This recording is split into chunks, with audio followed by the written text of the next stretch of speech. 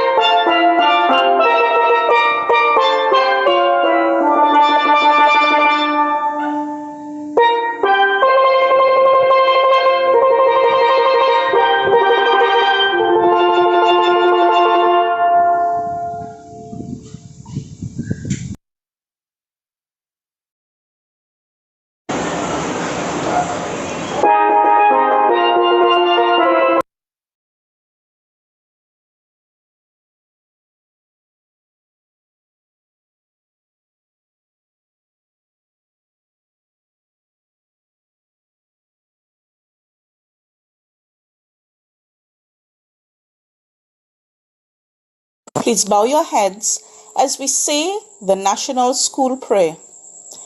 Praise be to you, Almighty God, Creator of the universe and all that is in it. We thank you, O Father, for the opportunity which you are giving us to increase our knowledge. May your divine grace enable us to study hard and use what we learn for the good of our fellow citizens. We pray that you will free us from selfishness, lust, greed, anger, and hatred. Warm our hearts with love, fill our minds with understanding, and strengthen our wills in the face of difficulty. Help us, O Father, to make our beloved country of Trinidad and Tobago the kind of place you want it to be. A place where human dignity is respected, where equal rights are accorded to all citizens, where hard work is encouraged and rewarded, and where you, O God, reign supreme. God bless Waterloo Secondary School.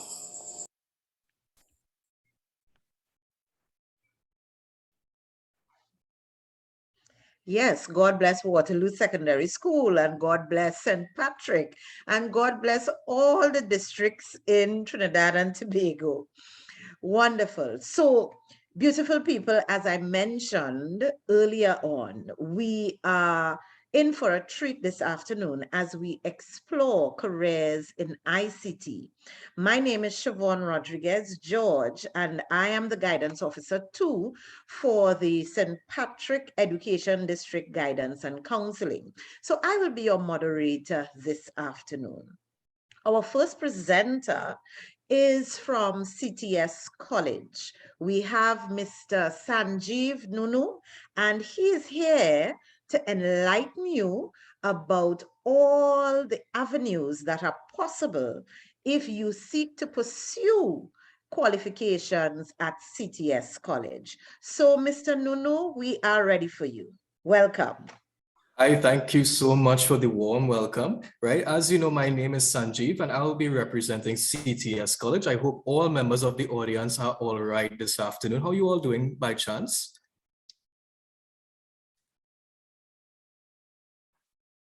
You all doing okay? All right. So just to verify, you all are seeing my screen here, right? Okay. Right. So welcome to the Virtual Career Fair of 2022. My name is Sanjeev and I'll be representing CTS College.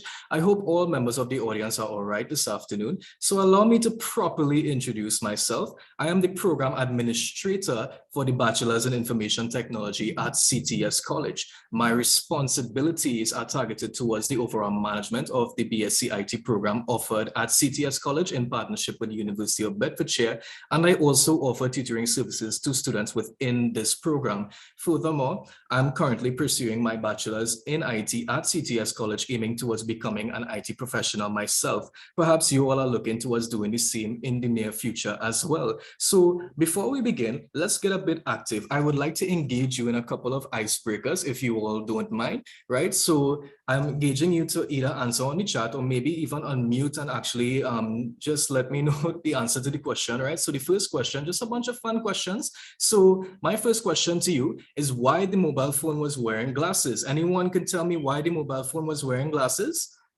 Anyone wants to take a shot at it?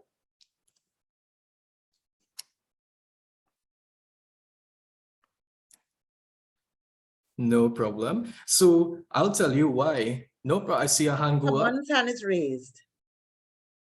Go right ahead and answer.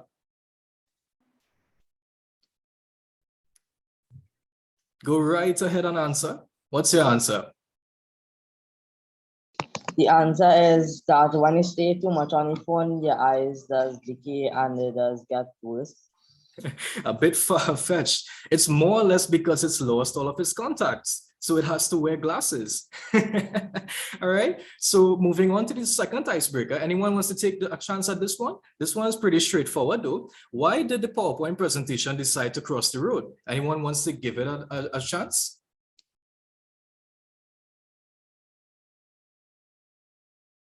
Why did the PowerPoint presentation decide to cross the road? Raise your hand or answer in the chat. Don't be shy. Just to get you all a bit more engaged. I'll let you on this one. So why did the PowerPoint presentation want to cross the road? To get to the other slide, right? So that was a bit of fun. So let's actually get down to business, right? So I am ready to pose another question to you all. So why choose information technology? Why pursue a career in information technology? Anyone has any idea why someone would want to pursue a career in information technology? Feel free. Sure, go right ahead. I see a hand went up. This is because the world is so slowly revolving more around technology. Exactly. That's actually a very, very good point. So let me share on my side in terms of what I think or why I think information technology is a really good career path to follow along. In terms of popularity, a lot more IT related job opportunities are becoming available. If it's like it's becoming the new norm, it's definitely one of the fastest growing career paths. In terms of flexibility, job flexibility, everyone nowadays wants to hire an IT professional. IT basically complements almost every career path in the current job market. This means that you won't be limited to seeking one specific job. You have many different options once you fall into line with information technology, right? In terms of earnings, right? This is considered as one of the major upsides of becoming an IT professional, especially nowadays. Employers will be willing to pay high wages for your services once you are professionally certified. And in terms of your career path, right, it's a very innovative career path. Your job never really gets boring. Technology is ever changing. Something bright and shiny is always around every corner. You would always have the opportunity to learn about the newest technologies that are out and the newest methodologies out there and being able to put them into practice. So these are some of the key points as to why someone would look at joining or following a career path along information technology, right? Based on this here. Now, speaking of IT jobs and opportunities, we have done some research, and according to the World Economic Forum, or the WEF, the workforce is automating, and this has displaced over 85 million jobs, anticipated to displace 85 million jobs in the next 5 years, right? The COVID-19 recession had created a double disruption scenario for most workers, and companies are now adopting new technologies, right? The WEF also conducted surveys on businesses as well. And over 43% of businesses surveyed indicated that they are set to reduce their workforce because of technology integration, because they are now seeing the need where they have a whole group of persons aim at completing a similar task, whereas they can implement a system to get that done in less time and spend less money overall. So therefore, they're not seeing the need to hire a whole bunch of persons. So they are cutting their staff in half because of technological advancements, right?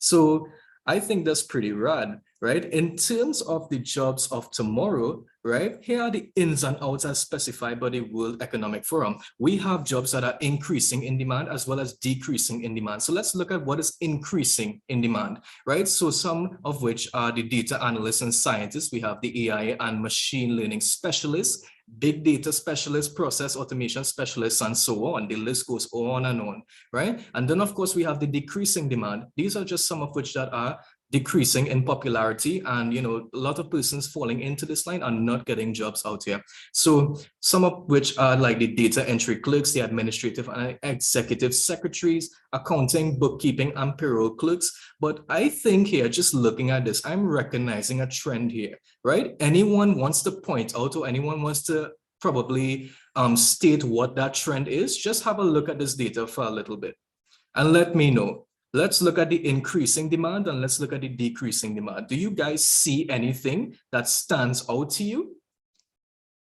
Let me know, raise your hand or answer in the chat. Sure, I see a hand went up. And the decrease in demand is most of the jobs are human oriented, like humans have to do that, but in the increase in demand, people could run codes and make AI to do the simple tasks that the decrease in demand could do.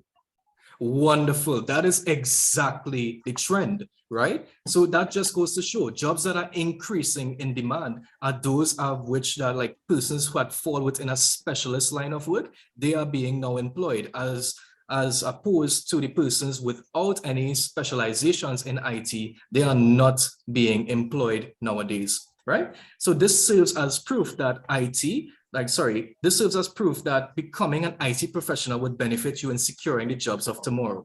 And still not convinced? Well, let's look at a different approach. Let's look at an OJT salary chart.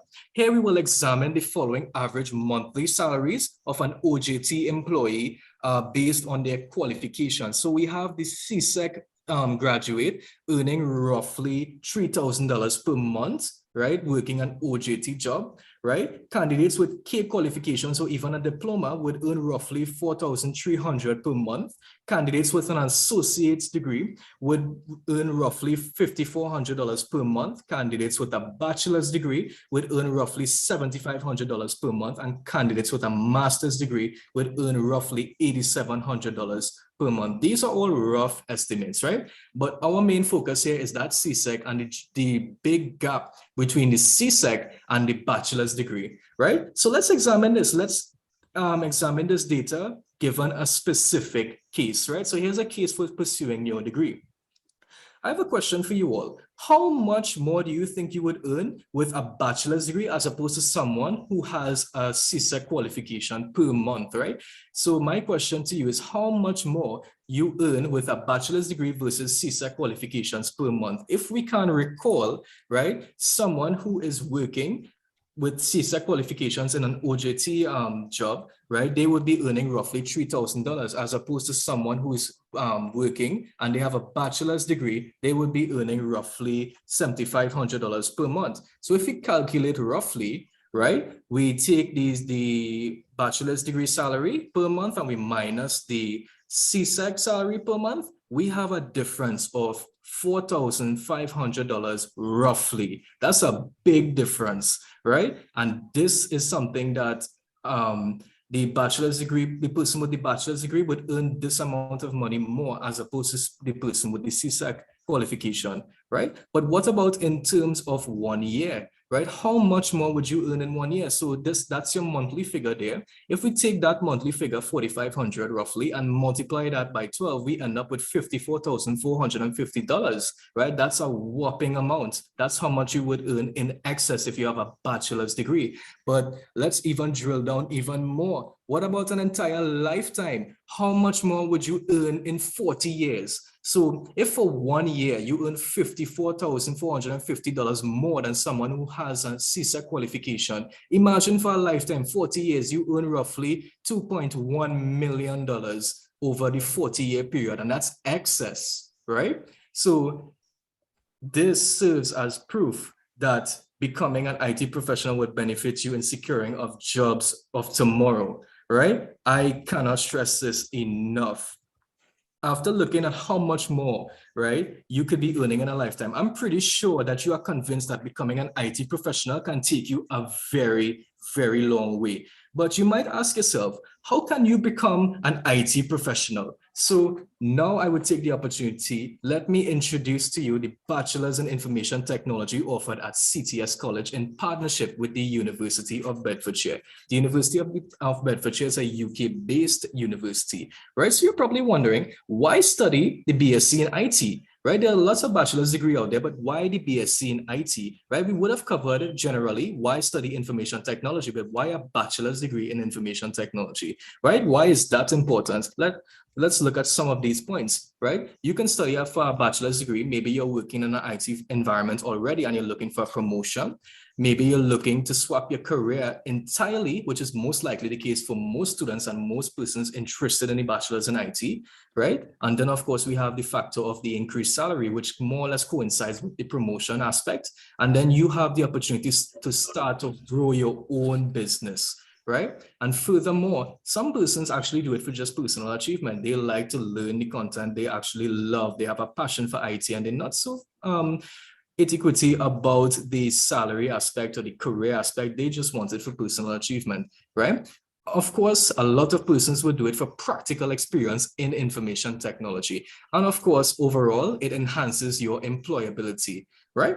So any questions here? I saw a couple of hands went in Yes, going. we have a few questions, but would you prefer to finish the presentation and then I ask them? Sure, not a problem. All I right, would okay, appreciate that. Right. no So problem. now let's look at some of the features of the bachelor's in IT offered by the University of Bedfordshire at CTS College, right? So this program is globally accessible, it's work applied as well as accelerated, affordable, and fully accredited. When I say globally accessible, right?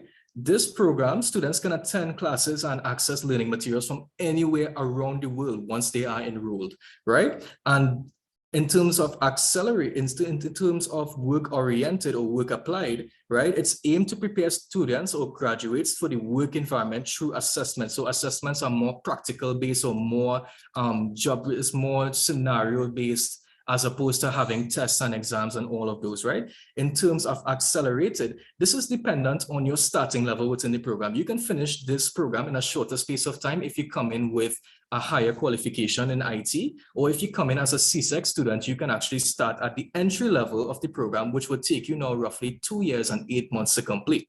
In terms of affordability, the fee rates have been tailored to fit your pocket. So it's likely anybody can enroll and anybody can afford this program. It's pretty affordable, right? And in terms of accreditation, the University of Bedfordshire is reviewed annually by the QAA, which is the Quality Assurance Agency. This is a UK agency, right? That manages more or less like the equivalent to what ACTT is in Trinidad and Tobago, which is the Accreditation Council of Trinidad and Tobago, right? So they are reviewed annually every year. In terms of this program, what are you expected to learn, right? What are the learning outcomes? Right, so I'm going to shift my focus now in terms of the program focus per level, because I mentioned there were various levels that you can start at in this program, right? So Throughout each level of the BSc IT program, students will be presented with various units or modules or subjects, as we would call them, right? And in level 4, year 1, right, which is basically the entry level to the program, ideal for students with CSEC qualifications, students will be covering introductory courses to networking or through Cisco Academy, introduction to SQL and databases. You would also work with Microsoft Access, Oracle, Java programming languages, as well as the Python programming language as well, right? In level 5, year 2, students would be covering user experience design, as well as how to design, right? And how designs would work on different devices, how software and hardware can work together, how to develop systems securely, and by design, and the approaches that can be used to test software. Also prepares you for the interview room. So you do develop a lot of soft skills along the way, right? So together with the IT knowledge, you gather some soft skills as well that would help you in the workplace, right? So it's much more holistic. In terms of the level 6, which is the final year of the program, this includes independent learning through project work along with research methods on emerging technologies. During this time, you would strengthen your project management skills, design an interactive software prototype that focuses on user experience design using Azure, and also to fully develop a functional software artifact along with supporting technical reports for said functional software artifact, right?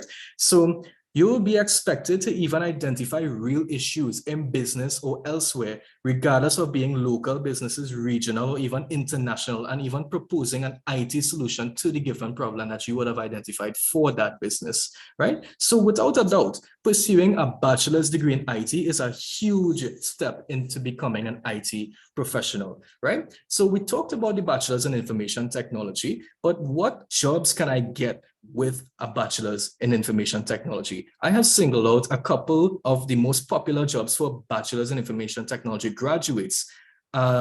These here, I have also provided the salary, the average salary. This average salary is listed in US, right? So we have the technical architect with the average annual salary of $114,682 US. We have the IT project manager with an average annual salary in USD over $88,982. And of course, we have the database administrator with the average annual salary of $73,696 US. Right? Moving forward, we have 3 more, right? We have the network security specialist with the average annual salary of $72,156 US, right? And we have the software developer or programmer, which is now rising in popularity, right? With the average annual salary of $71,986 US. And of course, finally, the business systems analyst with the average annual salary of $69,674 US, right?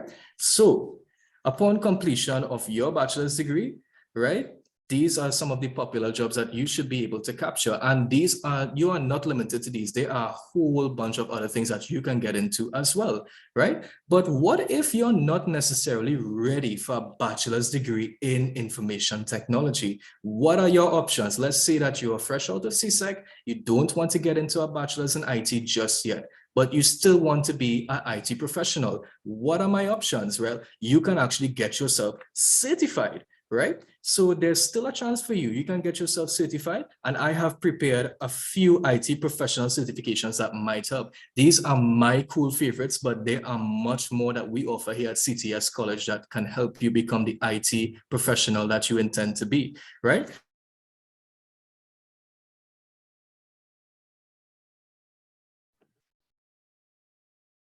I believe Sir's internet. Basically the starting point for a career in information technology. The A+ certification would cover the following items in terms of installation, preventative maintenance, networking, security, and even troubleshooting, right? And these are some of the jobs that you can get once you complete CompTIA A+. As soon as you complete it, as soon as you get your certification, you can jump into any one of these areas. So For example, we have the help desk technician, IT support specialist, service desk analyst. We have the technical support specialist, field service technician. We even have the associate network engineer, data support technician, desktop support administrator, and so on, right? What else can I do at CTS College that can help me become the IT pro that I want to be? Well, we have one more thing that can probably get you there, and it's called the CCNA program. Now, the CCNA program, or the Cisco Certified Network Associate program, is to prepare you for today's associate level job roles in terms of IT technologies. CCNA now includes security, automation, and programmability. The program covers a broad range of fundamentals for IT careers. And the CCNA certification provides competence in areas such as, so these are some of the things that you would be covering once you do the CCNA qualification, right? So network fundamentals, network access, IP connectivity, security fundamentals, automation and programmability, as well as mentioned before, right? And these are some of the jobs that you can actually get once you complete your CCNA qualification, right? So you can dive straight into network administration, systems administration, network analyst, network design engineer, infrastructure engineer, unified communications engineer, and so on. And actually, one of the rising ones in popularity is the cloud engineer, because a lot of businesses are using the cloud to store their data now, right? So this is becoming the new norm in terms of technologies. Now, there's one more, and I left the coolest for the last, and that's the Rochester Certified Cybersecurity Engineer, or the RCCE qualification, pretty much hacking, right? So let's dive into this. The Rochester Certified Cybersecurity Engineer, or RCCE qualification, equips you to become certified specialist for safeguarding corporate and trade secrets,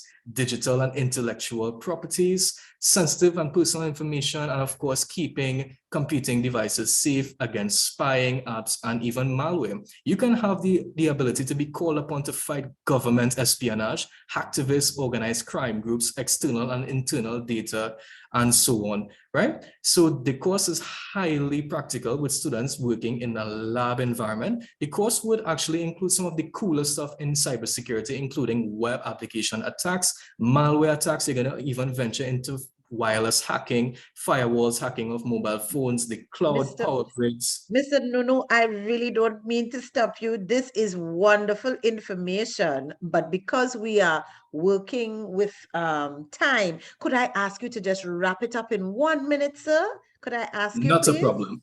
All right? right. So venturing into some of the things that you can do as soon as you finish your RCCE, there's a whole lot of things to do, because RCCE can get you directly into some of these jobs here. So we have the computer security incident responder, the cybersecurity analyst, and so on. And of course, in any given field at all, whether it be healthcare sector, finance sector, there's an increased need for cybersecurity. So you will never be out of a job if you have this qualification as well, right? So looking to wrap up, right? Some of the things that we would have covered just briefly, right? Why choose information technology? Right? We have also covered the jobs of tomorrow and the salaries as well. We also covered here why study for a BSc in IT and jobs for graduates for the BSc in IT. We also covered here BSc IT alternatives, which are the IT certification courses like the A+, the CCNA, and even the RCCE. And then, of course, we looked at some of the jobs based on those IT certifications, respectively, right? So at this point in time, I'll urge you all to raise any questions or any concerns or anything that you have based on the presentation. Sure, go right ahead. I see a hand went up. And unfortunately, only Jeremiah can ask a question because, as I said, we are pressed for time. But Mr. Nuno, if you leave your contact, we can always pass on the information to the students. Jeremiah, Most go ahead, definitely.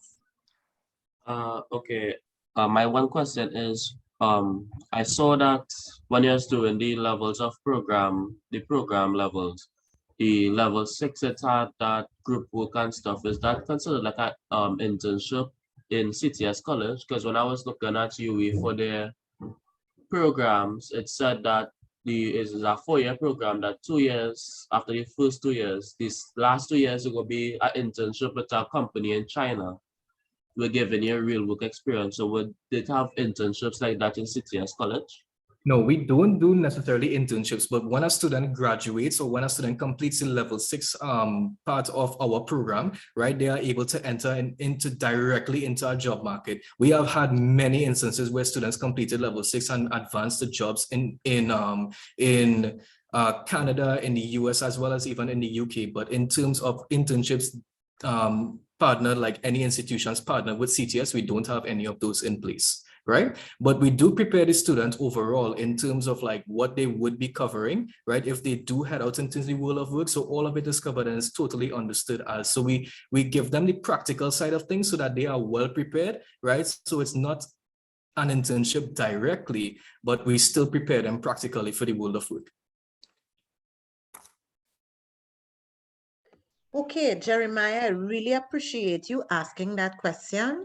Mr. Nunu, I will ask that you leave your information in the chat so that students, if they want to reach out to you, they can, or you can even leave your information with one of the persons labeled SPED or the Ask question here so that we will be able to pass on the information. Some of the Not a problem. questions that the students asked, you answered it in the presentation. So I really appreciate a thorough as well as that wonderful icebreaker that you started with in the beginning. So on behalf of all of us in SPED, I say thank you very much, and please leave your information so that we would be able to contact you as well as pass on the information to the students. So thank you so much again, sir. Not a problem. Thank you so much for facilitating me this All afternoon. right, Have a no wonderful problem. one. Thank you. Students, so we are continuing this afternoon with our presentations. And at this time, we have two presentations. So we are going to go into a breakout room for some of you all to interact with the Trinidad and Tobago Police Service, and they are going to talk about their cybercrime unit. And we are also going to have Mr. Keston Chandler, who is from SBCS. All right, so you will give us a few moments as we assign persons so that you would be able to interact with those presenters.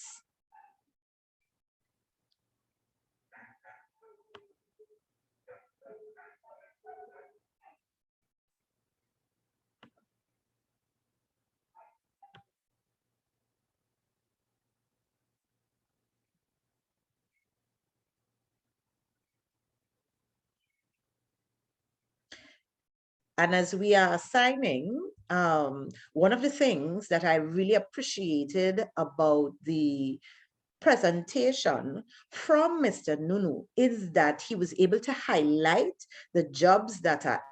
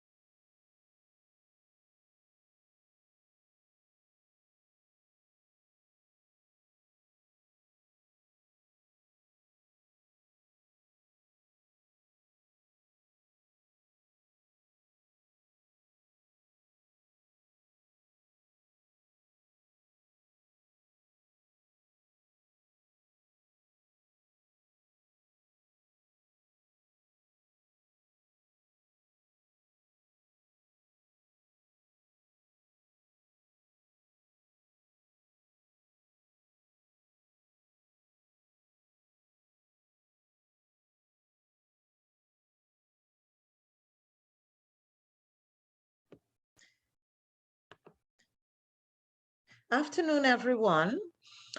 Siobhan George here again, your moderator for this afternoon. And we are now inviting Mr. Keston Chandler, who is from SBCS, to present their suite of certifications as well as us entertaining questions. Mr. Chandler, please go ahead. Hi, good afternoon, everyone.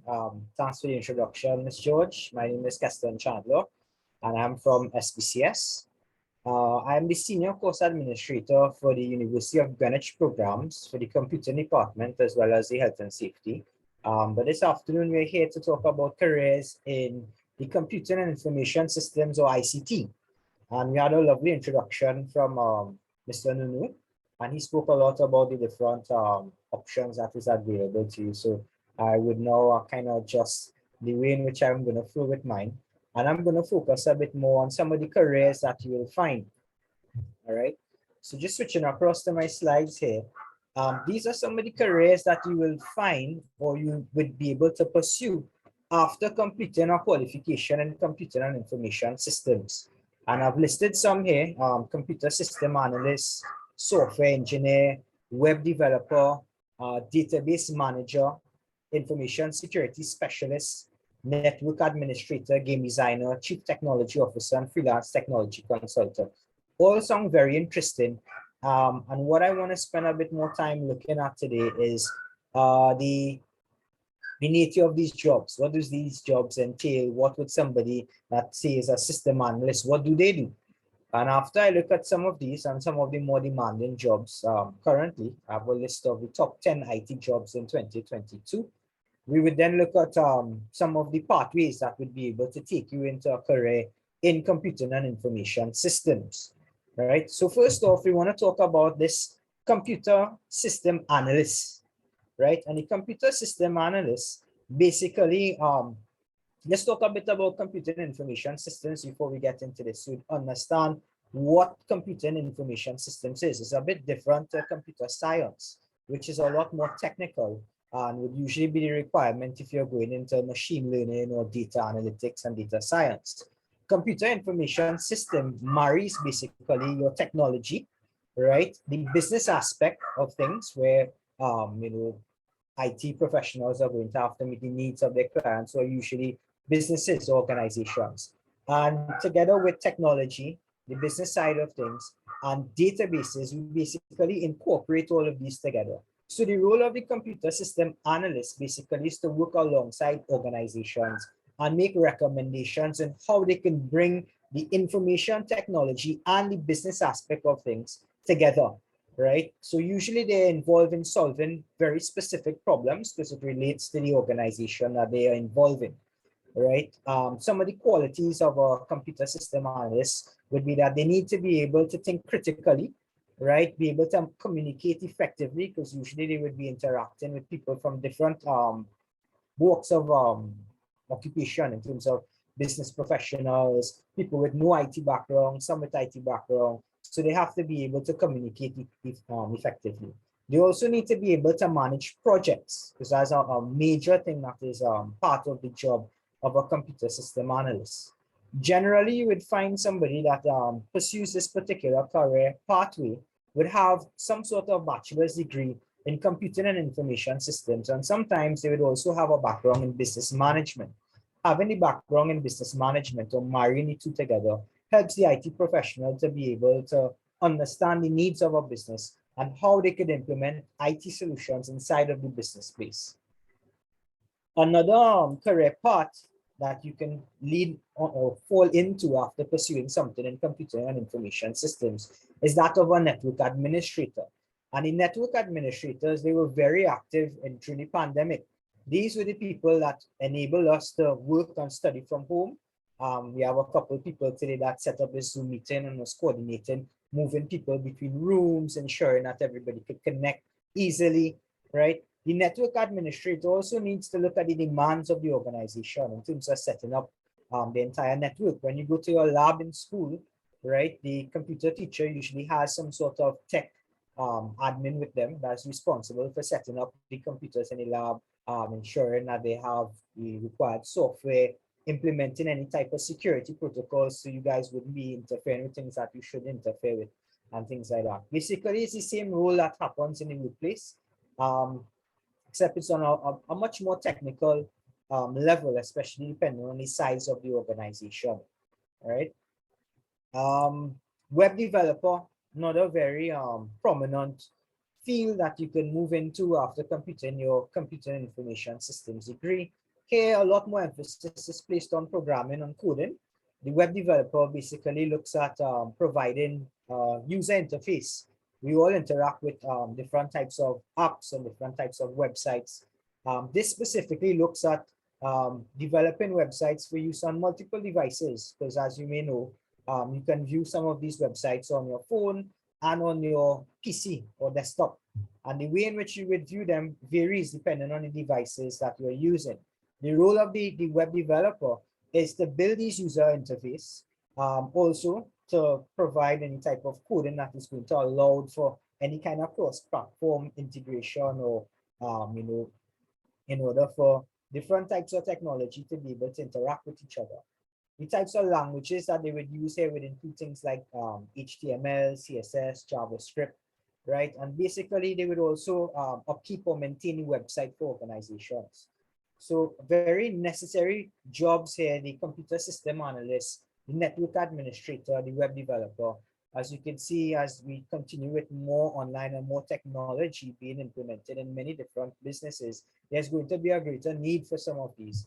And the previous presenter talked a lot about it in terms of the demand and even the salaries. I'm going to just open your eyes up to some other types of IT related jobs. These are the top 10 most in demand jobs in 2022. Full stack developer, back end developer, DevOps, application developer, front end developer, architect, data scientist, tester, mobile developer, system engineer.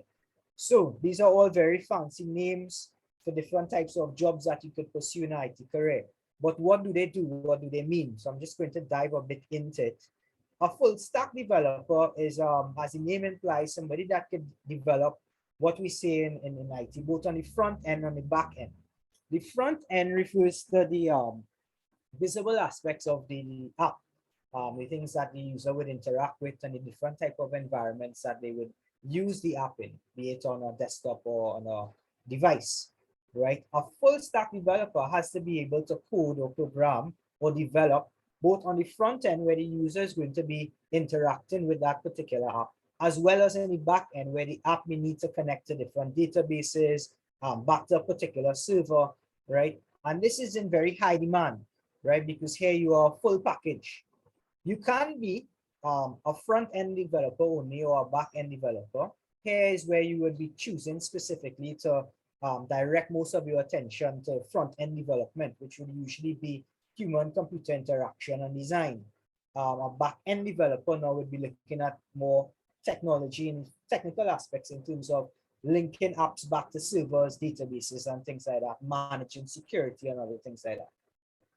DevOps here is a very technical field, and although it's in very high demand, you would need a computer science background to be in development operations. Here, basically, you're looking at computer engineering. So you have to be able to have a background that could look at both the computer science side of things as well as the development side, and even have appreciation for the business aspect of things. Applications developers, these are people that develop apps. Architects are basically the same as your system analysis, as you mentioned before. Data scientists and machine learning specialists are very trending IT job currently. And it involves a lot of technical work. Basically, the data scientist is someone that is going to be able to collect data, process it, analyze it, and then find some sort of application that businesses can then use or get out of it in terms of maybe predicting human behavior and the way in which people would react to certain things, right? So it involves a bit of social sciences, computer science, and a lot of statistics, all right? So it's not really a field that somebody in computer and information system would move into. This would be somebody that's more interested in computer science, statistics, maths. Testers, these are people that would be testing systems and applications. Mobile developers, here you are looking at specifically developing for mobile devices. And system engineers, these are basically your network administrators. Basically, they would oversee the implementing of systems inside of organizations, right? So at SBCS, what we offer is a full pathway that will take you either from CXC or CAPE into your final year degree, which is a computing top-up degree. And we have specialisms. So if your interest lies more in mobile development and web development, there's a general pathway that would suit that particular interest. If you're interested in information systems, there's a pathway as well that would lead to that, as well as networking. All right. Now, things has changed a lot in terms of the avenue someone has in order to get onto a computing program. Previously, in many years gone by, the only option would have been going to UE, which would have necessitated you doing A-levels, and after completing A-levels, you go into a 3-year program, a 3-year degree program at UE, and at the end, you will probably complete with your BSc in computer science or any of the other type of computing qualifications. Now there are a lot more options, right? So it caters for people starting at different levels. So after completing your CSEC qualifications, you can choose to begin with a diploma in computing, which was developed locally and approved by ICT, right? And inside of that diploma, we will provide you with the necessary tools that would lead on to what we call the advanced diploma, right? On the screen here, I have here the BTEC Higher National Diploma in Computing. This is a UK-based qualification by a body called Pearson's, and that this leads into our final year top-up with that university that I mentioned earlier, the University of Greenwich. So in total, it could take you approximately 3.5 to 4 years to follow our pathway from CXC all the way to our degree. Usually at which point you will find most students will then go and seek employment. And if you so decide to come back and do our masters, right, we have been running our masters in operational cybersecurity with the University of Greenwich for some time now, right? Before I get into some of the professional qualifications, I'd want to talk a bit about what you could do right now in terms of preparing yourself if you would like to go into that particular career option or pathway in terms of computing. There are many free resources available on online. Khan Academy, Udemy, Codecademy. And what I would suggest to a lot of you is you could start, wetting your feet a bit, getting involved. On Khan Academy, there are many courses on web development using HTML, right? If you're into other languages, there are things like JavaScript, right? There's animation as well, right? That you could look at. All of these would help lay the foundation. So when you move to these higher levels, you would have already acquired some of the understanding that is needed so that you'd be able to work well with your peers when you're in groups. You'd be able to develop projects and you'd have a wider understanding and knowledge of what IT involves and the depth and the expanse at which you could get into if you have to develop, say, your final year project, right? Which is usually the requirement in the final year of the top-up degree. In the final year of the top-up degree, there's a computing project where the student is required to develop an app, right, or build a website, or create some type of solution for a company, or it could be for your school or some sort of humanitarian effort.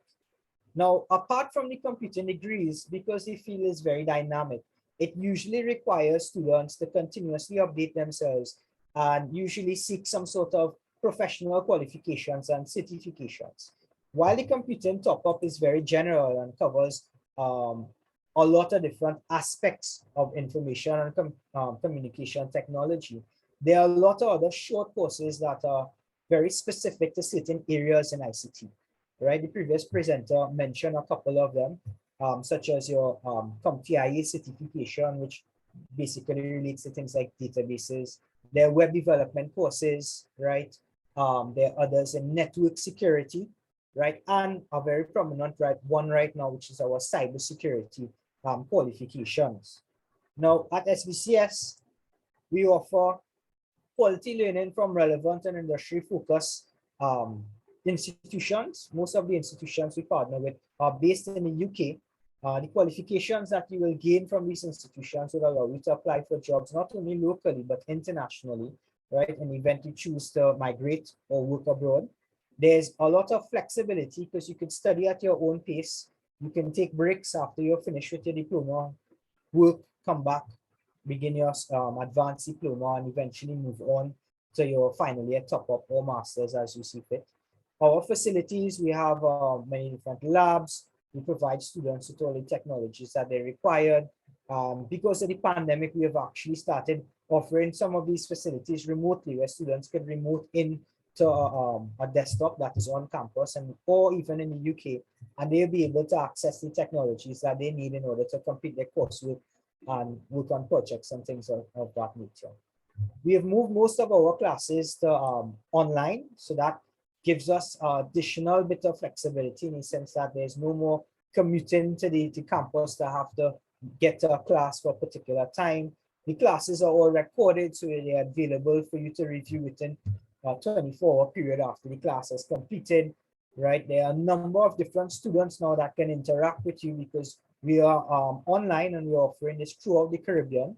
It's very interactive and engaging because now you can interact with students from different places, different countries, right? And all of our material is usually placed and housed online as well. So there's no need for having large textbooks and things of this sort anymore.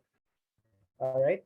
So I just want to open up the floor a bit for any type of questions that you guys may have relating to careers in ICT, right? Yes. Or programs that can be offered at SPCS. You can access at SPCS. Yes, Mr. Chandler, we have two questions Sure. for you thus far. Right. Let me just share the first one. Why should I choose your institute and what makes your school different from others? That is question number one. All And right. question number two, what is the best area to get into for the next 5 to 10 years? The next 5 to 10 years. All right. So let me start with the what's the next area I could get into for the next 5 to 10 years. What we have seen during the pandemic is that there's a greater need for the IT professional in the sense that both school and workplaces have moved to what we see as a hybrid model, where there's going to be interaction both face to face as well as online. What this means is that there's going to be a greater need for IT support staff, system administrators, network administrators, to ensure that the systems that are needed for persons to do these things are in good working capacity, that they data advise companies on what type of systems they should employ, the type of technologies as well that they can employ to make these things seamless, more professional, right? Easily accessible and user-friendly as well. All right. Another budding field is in the field of data analytics, data science, and machine learning. We saw in the previous presentation a list of jobs that may eventually become redundant. I don't know if Jeremiah is in this session, but he did mention, the use of bots and having programs to perform specific functions and duties, right? Where machine learning is concerned, although these bots would be replacing some of the jobs, somebody needs to manage and write the code for these bots. So that's a very budding area as well. Data science is another big area. Google has a great need for people that are trained in data analytics and data science. Microsoft as well has a lot of platforms. Reason being, there's a greater integration between technology, social media, and business, mainly marketing.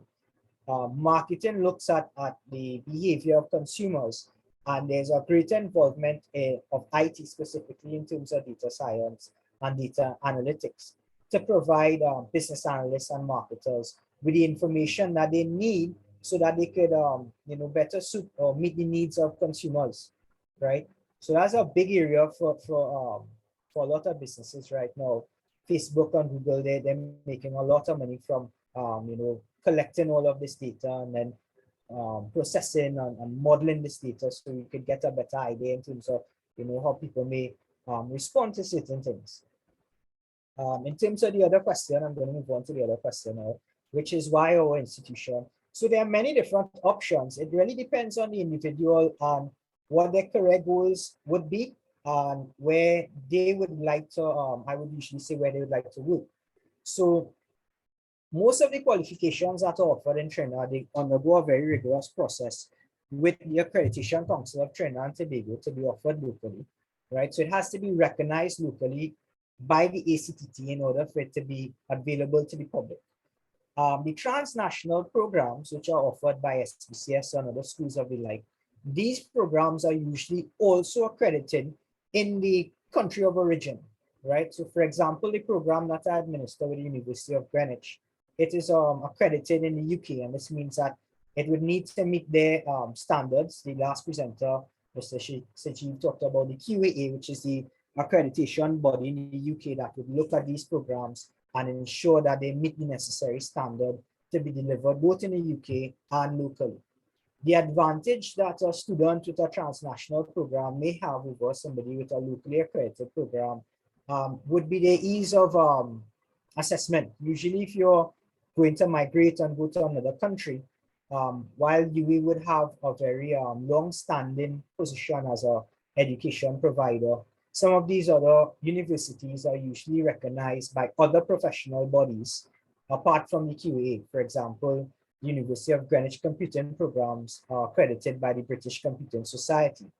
What this does is it gives them an extra notch in terms of being assessed for positions, if it is a job position in another country, say in the UK, Canada, or the States, right? Apart from that, the program itself, it's a very robust program that lends itself to 3 different pathways, which allows a student to specialize in any one of the areas that they see fit.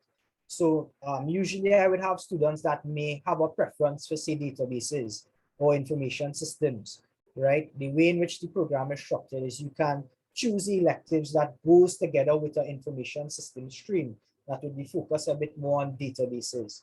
There may be another student who may be interested in systems development, mobile development, web development. The general stream would provide for that.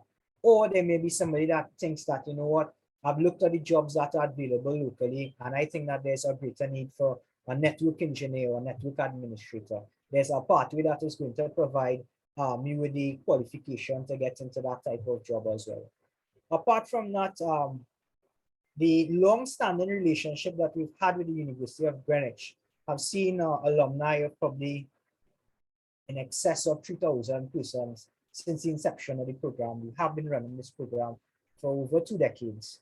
And what has happened is that a lot of these people are in key positions. So our alumni bodies are very large and prominent body. And what happens is you usually find that they would hire their own, right? It's only natural, right? I hope that kind of answers why. Yes, yes, Right. it does. And you're doing very good for promotion, Yeah, yeah. Mr. Chandler. And I'm glad that you mentioned those transnational programs because that is what we have seen Mhm. happening over the years. As I sit as a guidance officer, I've Yes. seen that, and I've seen students because of them getting involved in programs, not necessarily the traditional ones, but Right. seeing them getting in programs with other institutions. I Mhm. have seen how that has taken them places. So I'm glad that you mentioned that. One thing I wanted to ask, I think we just probably have 3 minutes, but no other questions, so I will just ask it.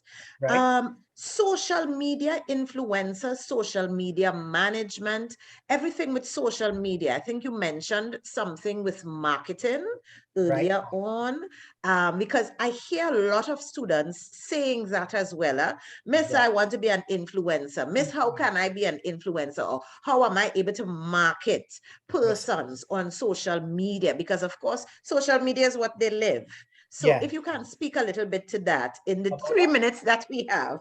Not a problem. So I'll talk a bit from my own experience here, because the computer and information systems degree is not going to cater to the needs of somebody that is interested in doing social media marketing, digital marketing. But that's a very trending area, is asking what areas are going to be very relevant over the next 5 years. And that's a big area. Interesting, you should ask that, because I had a conversation with a parent a bit earlier today. and she was saying that her daughter was interested in that field.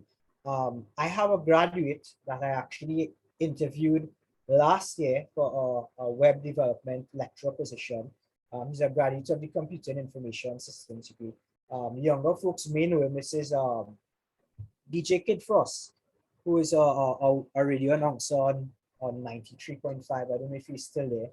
And strange enough, with his computing degree and his background on the radio station, this is what he's actually doing. He's doing managing digital marketing content for Domino's Pizza and a couple other places, right? While the information systems degree wouldn't really cater to that. There are a lot of other qualifications. As we see, there's a short course that we offer in digital marketing that would basically give a nice introduction into what it involves, the different type of platforms available to do digital marketing, how to look at the analytics when you're on the back end looking at your reactions and your responses to the different posts and things that you will make on your different platforms, right? But there is a bit of IT involved in it. For example, my view right now, this is something that I actually learned recently. I've integrated the Zoom platform together with another piece of technology called OBS that allows me to kind of edit my picture, fit me into a frame. So these are some of the things that you're going to find a need for over the next 5 years. Again, to answer that question the student was asking. Because as we continue to do more of these type of online meetings, there's going to be a need for you to be able to probably curate or put together a nice presentation, right? You're going to probably need to be able to put together content. There are a lot of influencers, Daniel Lovelace, Sunny Bling, Karen Seeley, Certified Samson. These people are doing pretty well for themselves. Kivo, right? All of these are people that are social influencers. And to do this, you would need to have some sort of background, not an entire degree, but maybe some short courses in graphics, maybe some other courses in probably using things like PowerPoint, Adobe, Photoshop. These are things that you could look for. And what I would suggest to the students, I was at a graduation recently for my son in primary school, and they were saying that you guys are the generation that are self-learning. You don't need anybody to teach you anything, and the information is there. So as we wrap up, what I'd encourage you to do, if you're interested in these areas, get on the web, go online, go on YouTube. You can find a lot of videos on how to, edit videos, create content, manage Facebook accounts, social media accounts, many different things. And you could always refer to our website. We always try to do a lot of focus right now is going into skill-based short courses as opposed to the long programs. Because at SBCS, we believe that you need to equip students with a lot more usable skills that they could create some sort of business for themselves. So they could be entrepreneurs, because that's what this new era is really going to be about. Not so much getting a degree and sitting at a desk job, but what service can you provide? And in the IT area, there are many different niches, many different avenues that you could fall into, right? So I hope this kind of sheds a bit of light and open your eyes up to some other avenues you could go in apart from the mainstream system administrator and developer and things of that nature. Yes, Ms. George? So I so appreciate this. Thank you. Thank you so much. You're welcome. And on behalf of the St. Patrick Guidance and Counseling team, we thank you so much for coming and share your wealth of information and everything that is offered at SBCS. So I'm hoping that in the future, some of our students can be part of your alumni and be hired, Yes, etc., of course. etc. Of So we course. thank you so much again. So students, we are going back into the main room where we will continue with the presentations. Our presenter is here. So if we can just leave this room and go back into the main room so that we would be able to continue with the virtual career fair.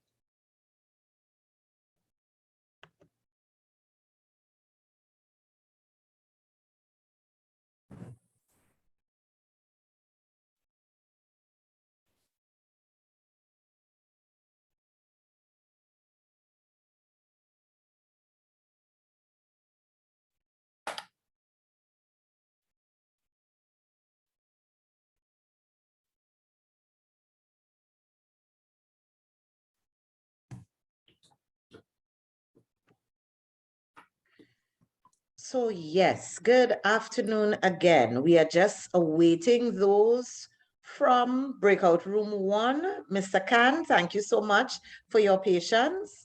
We're just awaiting them so that we can continue. Problem.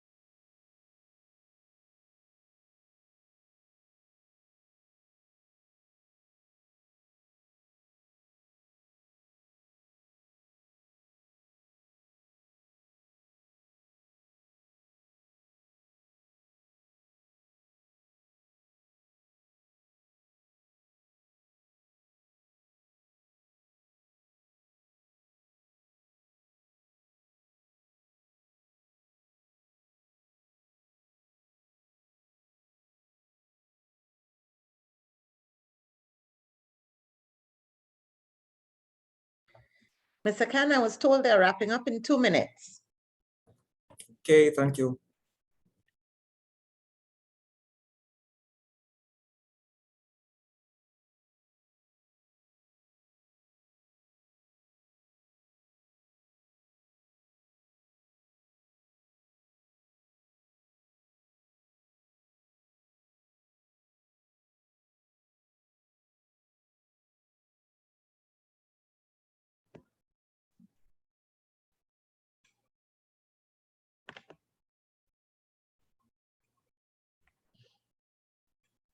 All right, I'm seeing persons coming across, Mr. Khan.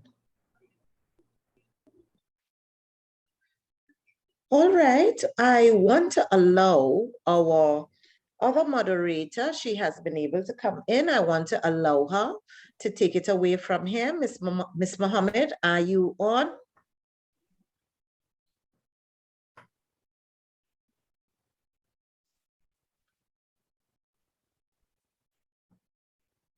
Okay, breaking transmission. You all have Miss George.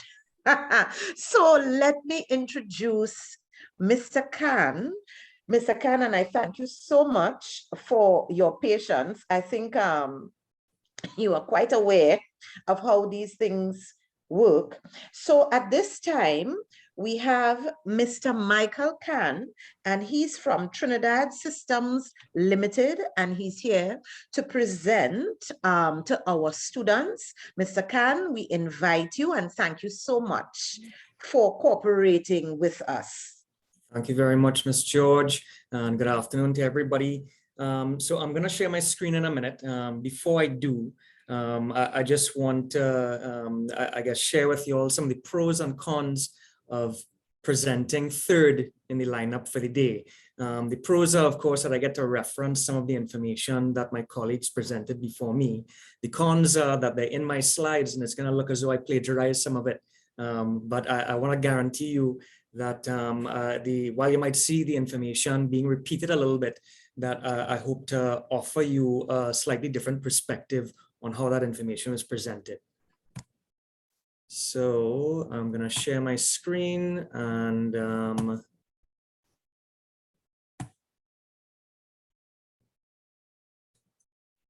should be able to see my screen now. So we have about 20 minutes, I think, and I'm going to try and get through it with enough time at the end to answer some questions for you. The difference that you're going to see in my presentation versus what some of the other folks have presented today, being Sanjeev and Keston, or at least those are the two that I've seen, is I want to present why choose a career in IT from the perspective of someone who works for an IT company. What you will find is that my path to where I am today, which is near 30 years in the making at this point, is not necessarily the traditional path. And I hope that it gives those of you out there not sure where you're going to end up or where you would like to be, the comfort that there are prescribed paths to get the job of your dreams, and that's great. But there are also, the paths that are less traveled. And at your age, it's okay to make mistakes. It's okay to not have, the world figured out, as I hope you'll see in my presentation, right? So as Ms. George mentioned, my name is Michael Khan. I'm the Vice President of Sales for the Trinidad Systems Limited group of companies. One of the things I thought would be important so that you can kind of appreciate the path that I took is share with you a bit about my education, a bit about my first job, and some of the things that got me to this point. So I do have a Bachelor of Commerce in Management with an e-business minor, which I received from Ryerson University of Canada back in 2005. So that was a little while ago. I also have a postgraduate diploma from the Australian Institute of Business. And I also have several certificates in a wide range of skills, both technical and non-technical. For example, I'm a NEBOSH certified oil and gas safety technician. And in a minute, you'll understand why somebody in a technical role would have a safety certification. So my first job ever, and this is right out of what we used to call O-levels, I think it's called CSEC now, was in 1995 as a web designer for a company called Interserve Limited. That company no longer exists, but they were one of the first internet service providers in the country. At that point in time in 1995, the internet was still a pretty new thing. And a lot of the jobs that were in that industry didn't necessarily have schools that you could go to learn the necessary skills. So I was actually self-taught as a web designer and graphic designer. Back then, we coded in HTML, where there are a lot more coding methodologies available now. As a matter of fact, nowadays, there's what you call zero code, where you don't actually need to know any coding language to develop a website. It speaks to the fact that I think Keston, just at the end of his last session, mentioned that there's a generation of self-taught. Well, we didn't have YouTube in 1995, and I would like to admit that if we did, I'd probably be a better web and graphic designer back then. My path from that point in 1995 to where I am now was quite diverse and varied. In the process, I worked for companies like Amoco, which is now BP, IBM, Cable and Wireless, and a few others. But as you would have probably figured out, if I did O-levels in 94 and got a job in 1995, I didn't go to any tertiary level institution. I worked for a couple of years and then I went to university in Canada. The reason for that being finances, right? That's a fact of everybody's life. You don't always have the money to do what you would like to do. There are also a lot more institutions, local institutions, that can offer a world-class degree today than they were back then, right? I think everybody has to follow their own path. Mine was just I guess a little time spent working and then education and then back into working. But since coming back to Trinidad in 2005, I've always played a bit in the field. Every couple of years, I try to refresh or learn a new skill or get a new certification. And I think that will augur well for your career over the years. Because I do work for a technology company, I want to present a lot of the considerations for career path in that context. And in order to do that, I kind of want to share a bit about the company itself. So we are a group of companies. We've been in operations for over 40 years. We have 200 plus staff members across the group in 3 countries, which cover 18 markets across the region. We work with about 25 plus different solution partners, and those would be the folks like Google, Checkpoint, Cisco, Fortinet, quite a few. And these are names that if you have any kind of interest in IT, you would be familiar with. And if not, I hope that you can learn a bit more about it when you get an opportunity to. This is how we operate. As you can see, we're in quite a few countries. We are not a typical representation of a local IT company. We've been around for quite some time, and that has allowed us to grow beyond our shores. There are indigenous or local IT companies, as there are foreign companies that have set up operations in Trinidad. And again, I'm relating these things to you to kind of help you understand what jobs or what companies you might be applying to when that time comes. I also thought it important to mention to you that while we are a technology company, it doesn't mean that everybody that works under our roof is actually a technical resource. As you can see from the chart that I've put up here, we have about 137 employees in our Trinidad office. And it's almost a split right down the middle between those folks who are technical in role and those folks who are non-technical in role. And technical being, our solution designers, our software developers, our network administrators, our cybersecurity specialists. All of those are lumped into this 47% that you see on the left, and the rest of the company, being the other 52%, consists of folks in administrative roles, finance, human resources, sales and marketing, which is where I am, logistics and facilities management, right? So you can aspire to work in a technology industry without necessarily having to be a technical resource. Right. So I really want people to appreciate that, you have a lot of paths to work in the technology field. So with that in mind, it begs the question, is a career in ICT for me or for you, as the case would be? This is the part where you're going to start seeing some information that you might have seen before, which I guess you can take as a bit of validation that I know what I'm talking about, as do some of the folks who presented before me. And the first thing is that careers in IT are in high demand and they offer a pretty good salary. Will you get the salary of your dreams the day after you graduate? No. But with time and experience and tenure, you can get there arguably quicker than some other fields that you might be considering.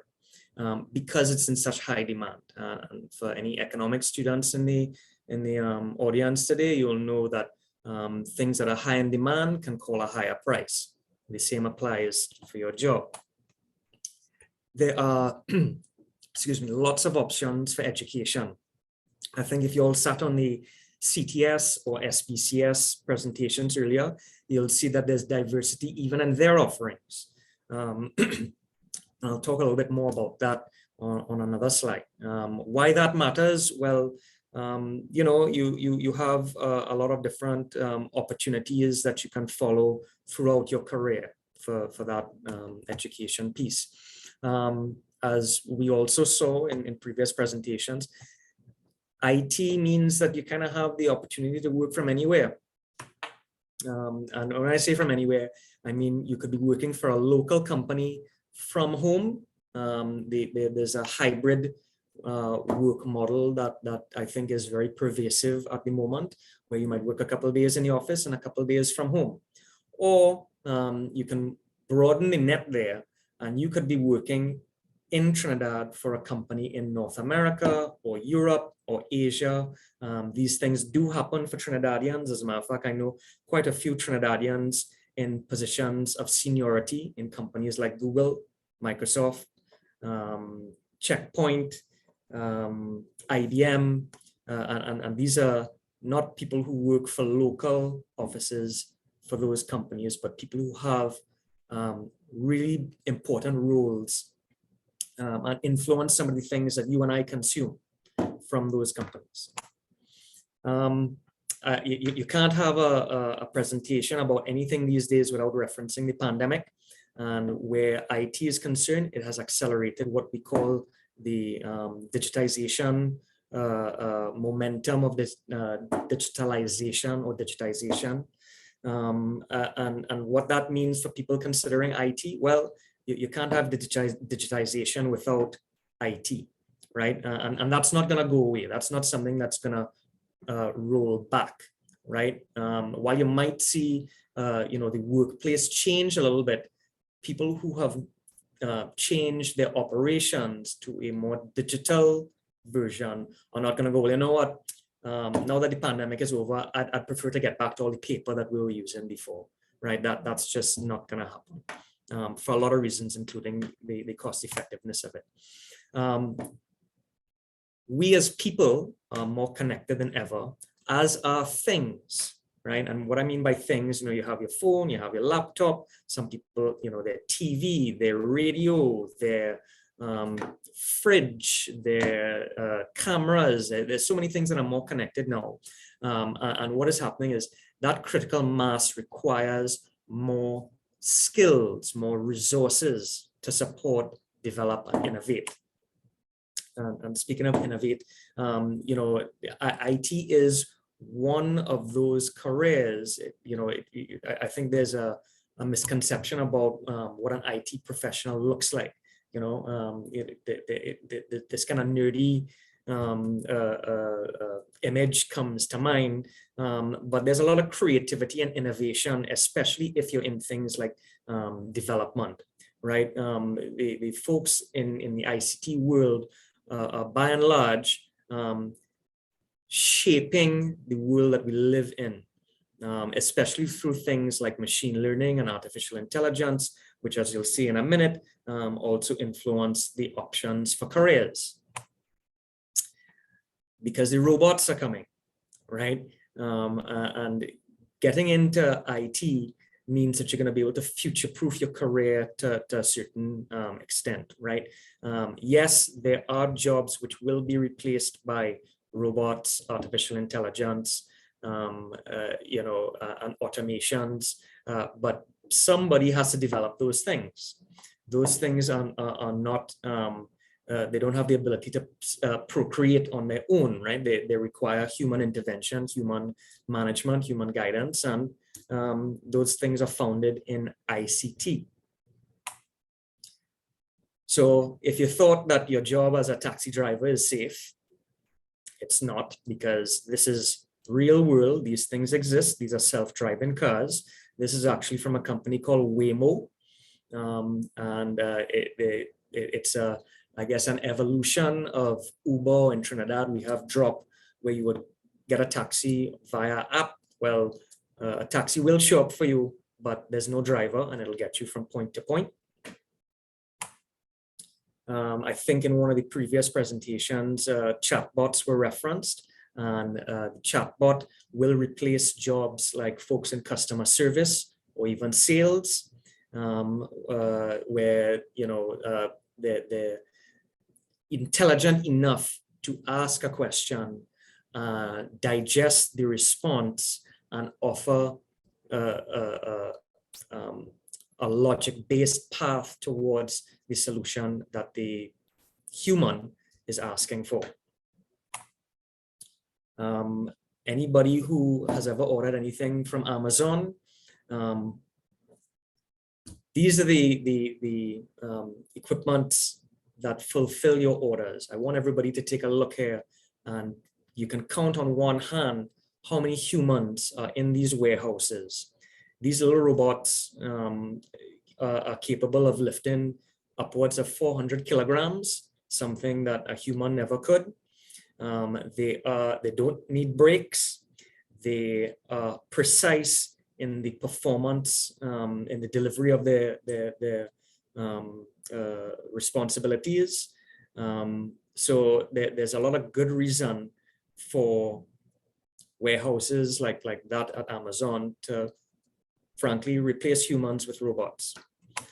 This is just a picture of one of the few humans that do work in the Amazon warehouses. And as you can see, it only takes one person to work alongside all of these robots for the fulfillment of the orders that you and I make on Amazon, right? So future-proof your careers, get into something that a robot or artificial intelligence cannot easily replace you.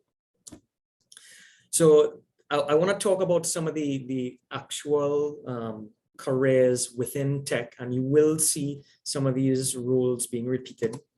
And what I'm trying to do here is identify whether this is something that there's a lot of growth available in, and some of the actual titles or roles you can expect to get in the early part of your career versus the later part of your career. So computer support, and by the way, almost everything you're going to see here are roles that exist in a company like TSL. Some of them we are actively looking to fill today, right? And there are a couple of companies like TSL in the country. So just to give you a kind of an idea as to what the size of the market might be. So computer support. And these include things like IT support technicians, desktop support, help desk. These are the folks that you call when you get that wheel of death on your computer where it's stuck, you can't do anything, I need help. And then when you pick up the phone to call them, they tell you, well, have you tried rebooting your computer, which is usually the first thing that they ask. And I am simplifying what is in fact a much more complex and frankly critical role for not just IT companies, but all companies, right? You will find support technicians and help desk technicians in non-IT companies because so many of the employees rely on technology to do their job. So it just makes sense to have those things in-house. So in the early part of the career, you're kind of doing the grunt work, for lack of a better term. But later on, some of the roles available would be things like senior help desk support technician, service desk supervisor, and so on. Cybersecurity is actually a high growth, high demand field of ICT right now. And that has a lot to do with the fact that everything is more connected. People are working from home, accessing very important and private documents and data that belongs to a company that you wouldn't want to get in the hands of a malicious actor. If you read the news or follow the news of late, you'll know that Trinidad is not immune to being hit by cyber threats. The most recent one that I think most of us would be aware of is what happened to Massey Stores a couple of weeks ago. And I promise you there are a lot more that you don't hear about. So this is something that's not going to go away. The more things we connect to the internet and to each other, the more there will be a need for cybersecurity professionals.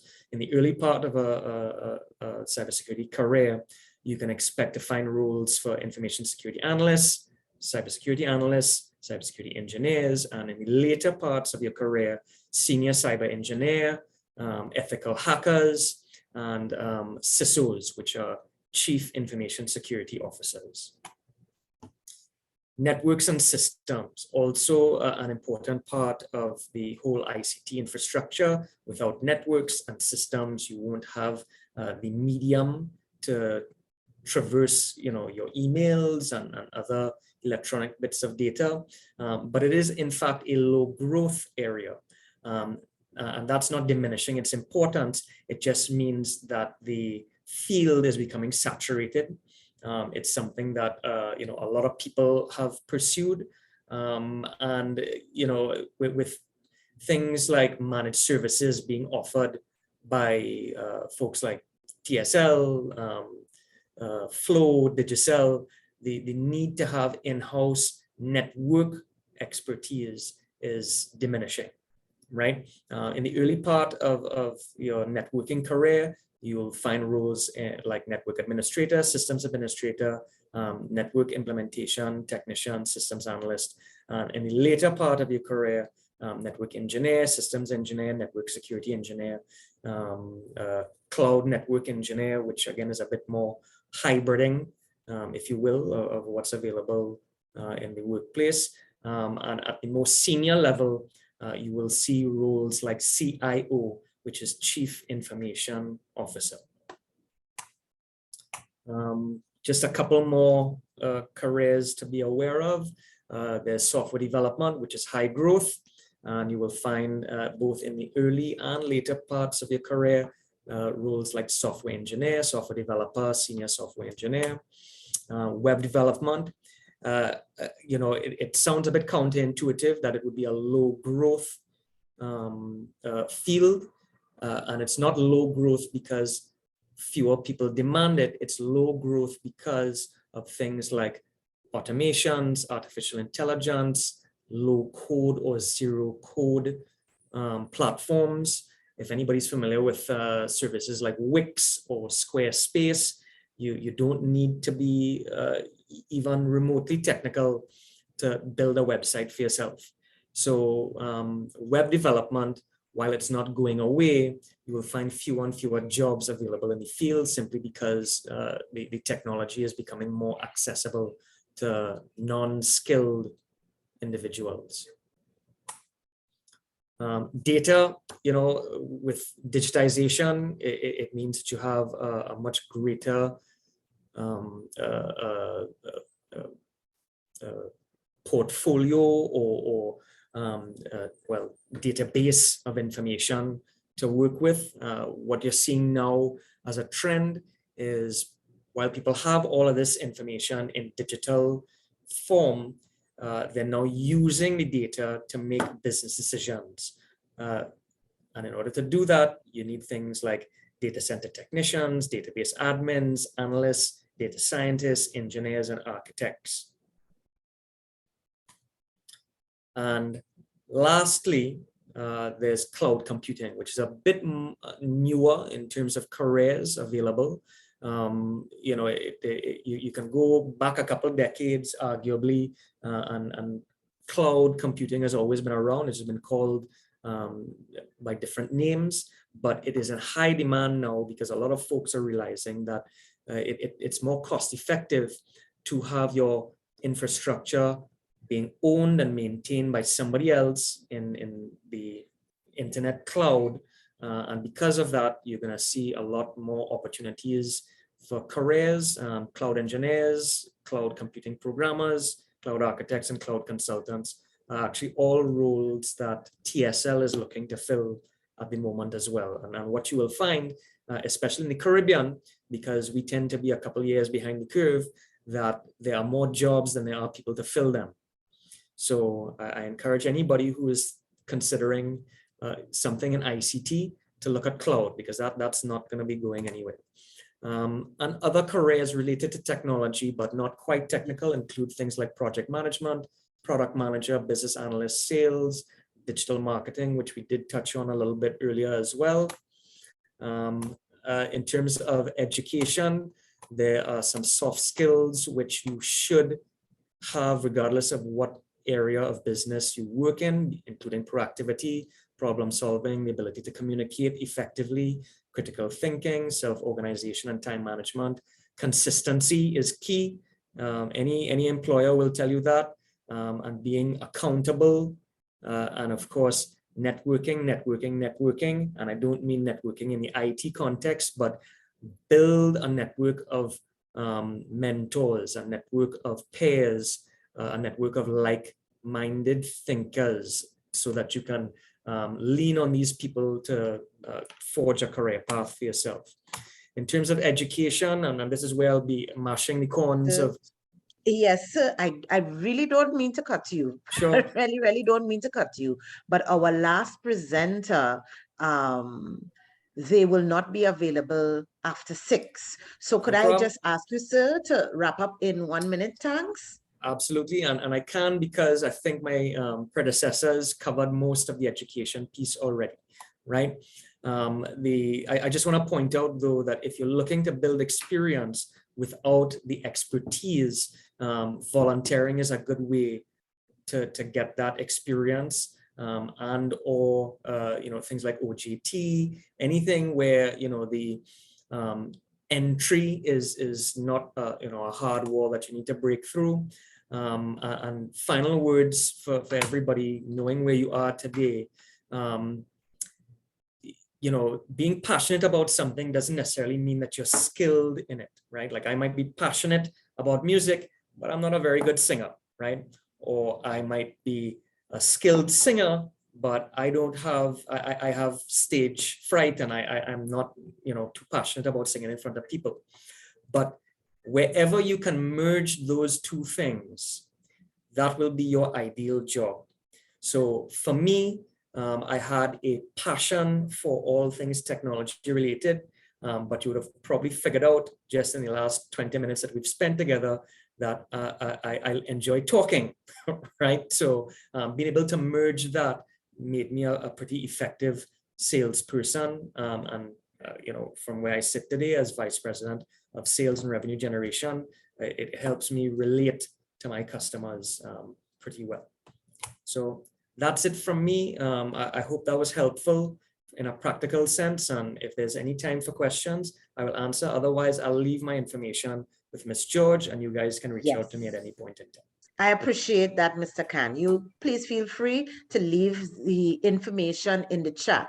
And I thank you so much. What I appreciated, sir, your presentation came from the aspect of working in the organization, not necessarily educational institute. So I really appreciate the levels that you would have shared. So thank you so much, Mr. Khan. And as I said, please leave your information in the chat. Sure. Thank you very much. And good luck to everybody out there. I hope you take the last summer that you have before they get into some adult stuff, and hopefully we'll speak to each other at some point. Yes. Thank you again, sir. And I don't mean, students, for this to be rushed, but at this time, we have RSC. They have been our host throughout this entire year, and I feel very privileged to invite them to present. We have Mr. Kevin Khan. We also have Miss Leona Charles from Telecommunications here with us. I really did not mean for it to go fast like this. So let me please invite our two presenters. I don't know if we would want to do it like a panel. So I give you all time, please, to share everything that you all have to share. And then I can ask all the questions, if that is okay. So, Mr. Khan, take it away, sir. Okay, so you all have seen RSC. You'll see lots of people here with RSC. Again, with me is Leona Charles. She's been in working in this environment for many years. She's worked in education, telecommunications, public relations, a whole lot of stuff. So she has a wealth of experience. So what I'm going to just cover quickly, we talk about why we're choosing these careers in ICT, right? I'm just going to go through quickly some stuff. But before we do that, I just want to share quickly a nice video about what RSC is about. But some of you all may not know what we are about. You've seen people in here with RSC, and those are volunteers who run this program behind the scenes for you all to have a great experience. And we've been doing this for a really long time. So hold on a sec. Let me just share my screen and tell us a little bit about what RSC is about. Restore Sense of Icon is a non-profit organization based in Trinidad and Tobago with a mission of effecting change through education and technology. Divide exists in the education sector, be it social, economic, gender, or perhaps even trying to survive a system that is not really for the current time that we live in. A number of various organizations and even individuals have tried many programs to assist students to help bridge this divide. Unfortunately, a lot of these programs are event-based with limited resources. Through the development of a technology club model across the region, RSC has been able to build communities with stakeholders including students and teachers and educators. Through these clubs, we've been able to build capacity in participants in various areas of technology, and the trained participants themselves help to propel the model. Problems are identified, and then efforts are made to use technology to help solve these problems. For example, in the past year, over 1,000 refurbished computers were given back to students in the system. These computers would have been ended up in landfills. Students who need academic assistance get peer-to-peer support through webinars and development of digital content. Through collaborations with other organizations, the club acts as a conduit for STEM camps and hackathons and esports and a whole bunch of other activities. Through collaboration with educators, we host a webinar series, now over 30 episodes for educators. Through partnering with the Ministries of Education, training in the past year over 4,000 teachers in the use of virtual platforms. We are proposing the scaling of a human-based model propelled by emerging technology tools and supported by various stakeholders. The main beneficiaries, of course, being students and also teachers and educators.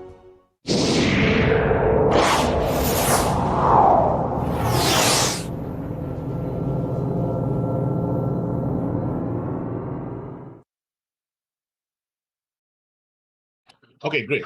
So why choose careers in ICT? And again, Leona will be talking about personal branding and why it's important for your career goals. So let's go.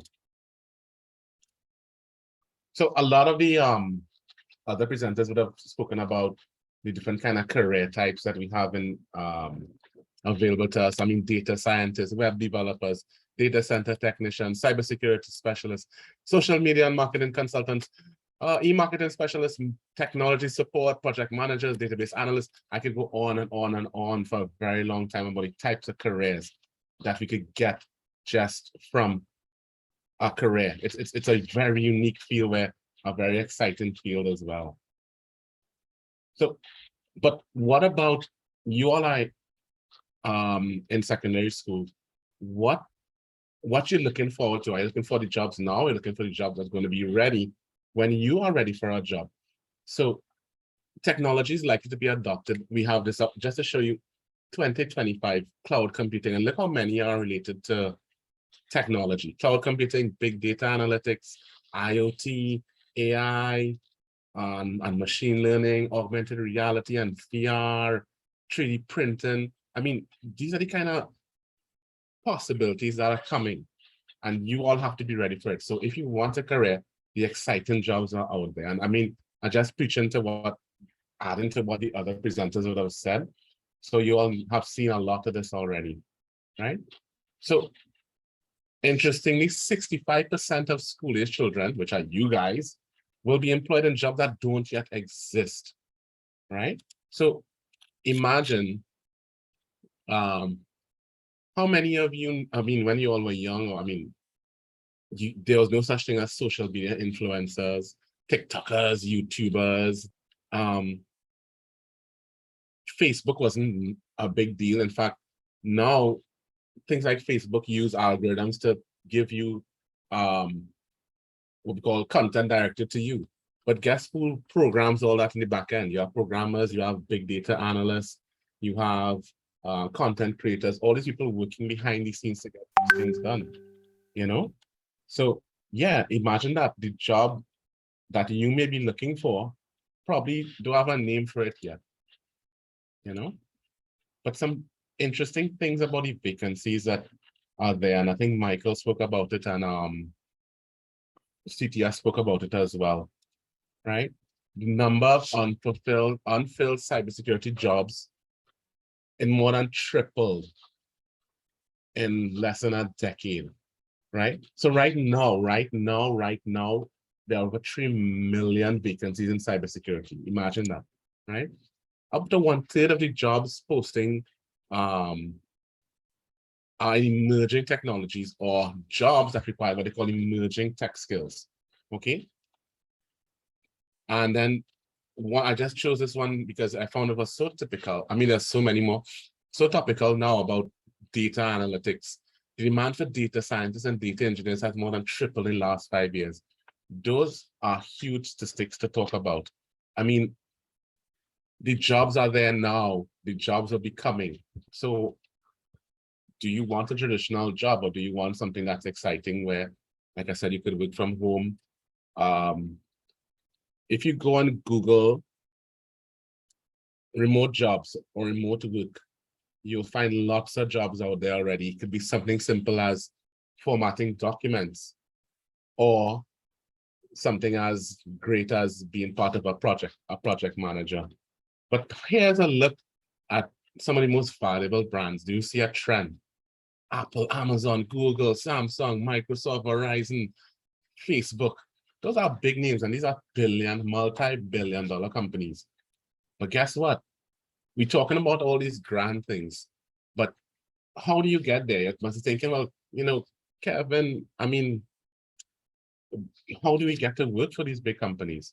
And we're letting you know that there are people in the Caribbean, Trinidadians and other Caribbean people who have reached that level and are leaders in tech around the world, right?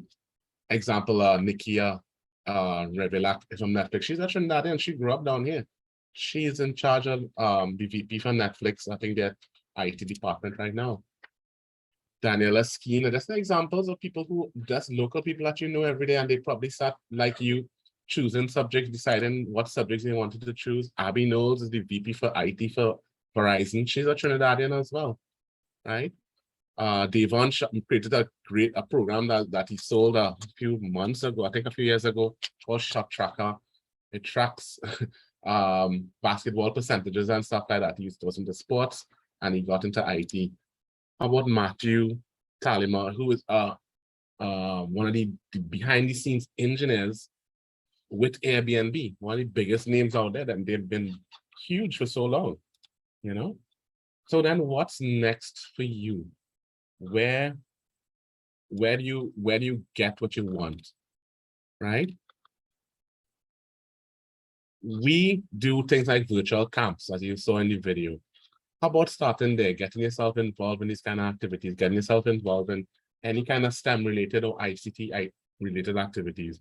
We'll be having tech camps starting soon. We'll be also having RSC camp, tech clubs in those schools, as you all saw, right? Some of my advice here would be like, use social media effectively. We talk about digital citizen, digital literacy and stuff like that. YouTube, you can learn anything from YouTube right now, right? Follow us on Facebook and see what's up. Get involved. Get to know some of the small steps that you could take to get to what you want. All right, so this is just my little way of saying something alternative to what you all know already. You all are smart. You all could go out there and Google and find out what all the job requirements are and what all the passes that you need for anything. So we're not going to cover that. What Leona will talk about now, and I would like to bring her on. Oops, yeah. Hi, good afternoon, everyone. Hi. Yeah, so, sorry, yeah, go ahead. Yeah, so Leona, we talk about personal branding, why it's important. We're going to talk about things like GitHub and LinkedIn and your social media online presence and how important those things are to your future, right? So I'll be quiet now and I'm all over to Leona. Hi, good afternoon, everyone. It's a pleasure to be here today with you to talk about personal branding and why it is important. I'll be sharing my screen. So we'll begin with the PowerPoint presentation. Right. So to start off, what do I mean when I talk about personal branding? Personal branding is the practice of marketing yourself and your career as a brand. Developing your personal brand helps you stand out by identifying and articulating your authentic self, who you are, and then leveraging it across digital and social media platforms with a consistent message and image. A strong personal brand inspires trust and confidence. It helps you build a positive personal and professional reputation. Simply put, a personal brand is how you present yourself in the world. You are your own brand. Why is it important? Building a strong personal brand can help open many doors for you in the future. It is a great way to demonstrate your skills and knowledge about a particular subject or field. Whether you're applying for college, for an entry-level job, or for your future career, someone is going to be Googling your name. Indeed, in today's digital age, many employers will expect you to have an online presence, and some will want to ensure that you don't have a poor reputation online. Creating a personal brand is part of self-marketing, and it plays an important role for recruitment in this digital age. Therefore, a strong personal brand can lead to a multitude of opportunities, including job interviews, networking, promotion, internship, speaking engagements, just to name a few. How to build your personal brand? These are 3 tips, what I like to call the 3 C's, which is content, character, and charisma, in how to build your personal brand. Content, the first C is content. This refers to what you have to sell, which is usually your skills and knowledge and what valuable and unique perspective that you can bring to the table. You should create content that 1, addresses current issues or topics, 2, provides meaningful and motivational information that is relevant to your passions and projects in order to build engagement and conversations that can lead to real connections with your audience and within your network. The second C is for character. Your character is about who you are, and this determines why people want to associate and connect with you, what you represent, what drives and motivates you, what are your passions, what makes you you. Your character provides you with your authentic voice, and this is key to building your personal brand. The third C stands for charisma. Charisma is not simply how people feel about you, but also includes what is in your sphere of influence, who you have in your circle, who are your connections, and the people that are within your network. Therefore, first, how to build your personal branding is content, character. So remember the 3 C's to start building your personal brand is content, character, and charisma. And this brings me to the end of my presentation. And I hope that going forward, you will strive to develop a strong digital profile and personal brand that will benefit you in your future career path. You're never too young to start, because you always have a digital presence right now. So thank you. Kevin, back to you. Okay, well, hold on a sec. I don't know if we have any questions for us. I know we're out of time. Let's open up. You all can unmute and just ask questions quick, if you all don't mind, or if our hosts have questions for us. We'll take a couple. I think one question students kept asking is, what is the most rewarding aspect of your job, or what is the most challenging aspect of your job? So you all could share on that, please. What is the most rewarding? What is the most challenging? Leona first. Okay, I can go with it is rewarding and it also is challenging. What is happening because I'm in public relations, branding, and digital marketing, the field is always evolving.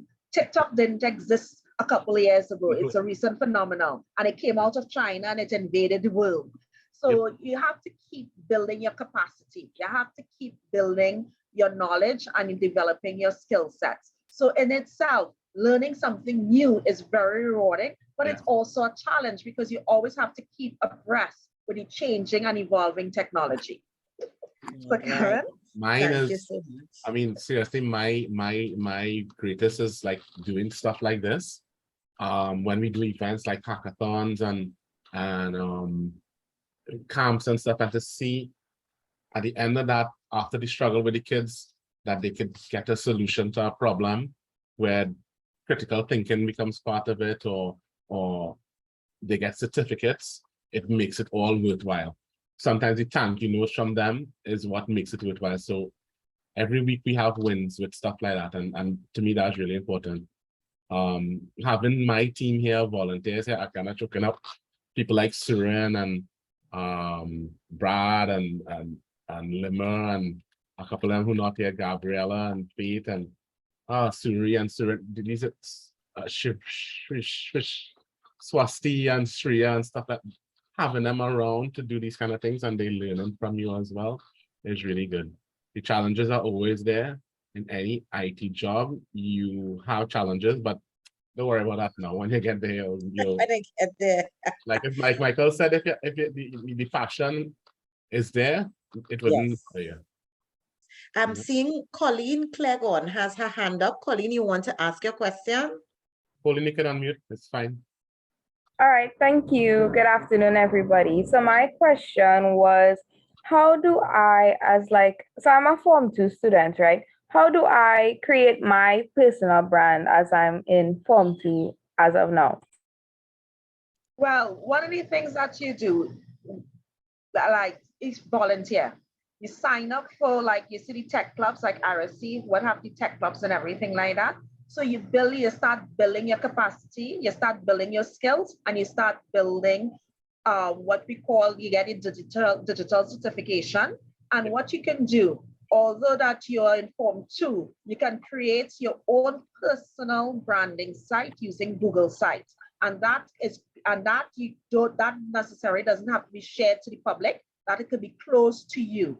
So that when you reach that age, that 18 years and over, and then you're job hunting, and then you want to look, you want to showcase your skills, then you'll be able to have this platform already available that is ready, that showcase who you are, what you're about, and everything that you have to bring to the table. It highlights all your digital certifications, all your skills. So because you have something like that, and when you put that on your resume and you direct someone to here, look at my website, they would see it speaks so much about the individual in terms of their capacity, their skills, in terms of their proactivity, your productivity. It speaks so much about that person.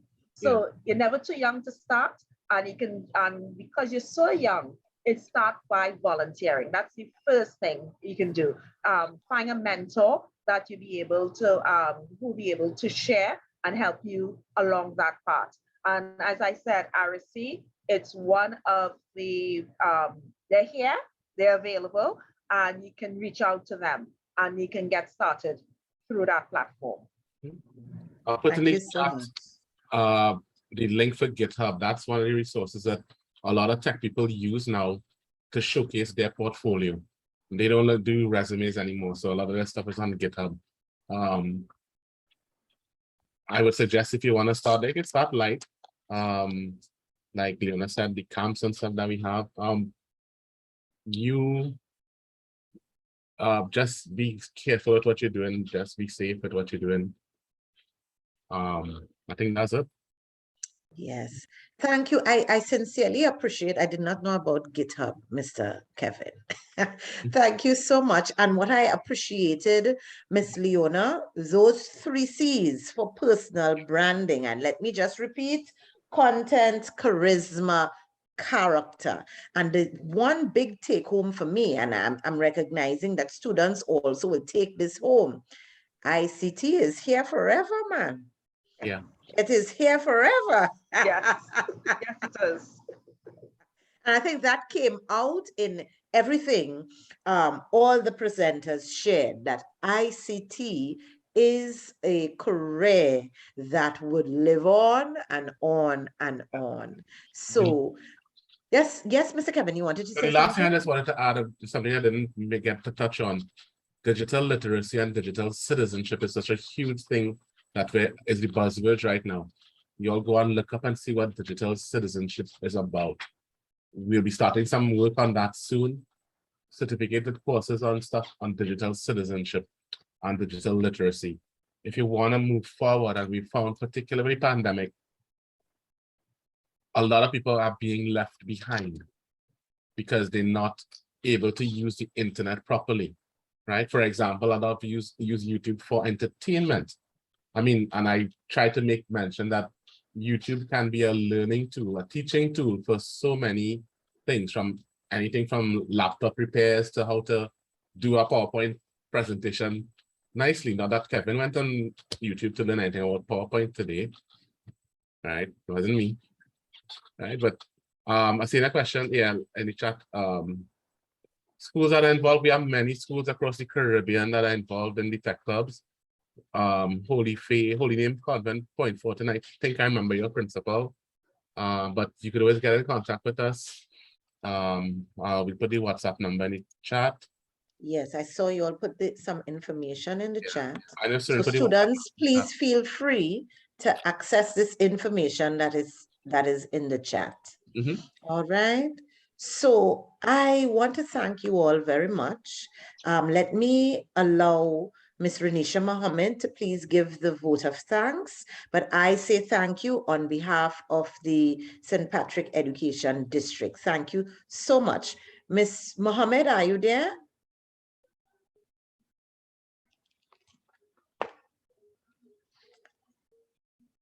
Okay, I guess she's not here and time is against us.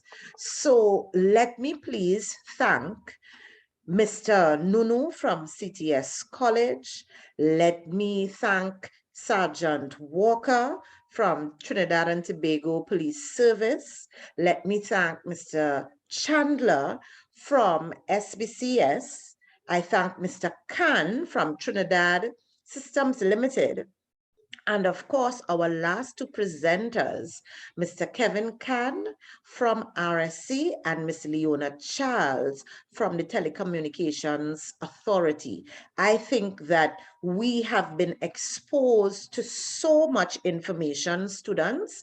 I sincerely hope that when you go back into your schools and you interact with your guidance officers, your teachers, or even your peers, that the information that you have been given, you would be able to make wise choices as you chart your career path. And as we see, ICT is the thing, man. We see ICT is the thing. You have me and all thinking, I'm wondering what's going on with me now and my career. But that is another story for another day. So on behalf of the St. Patrick Education team, and I thank the tech team in the background, all those young people from RSC, as well as the guidance officers and counselors who are on with us.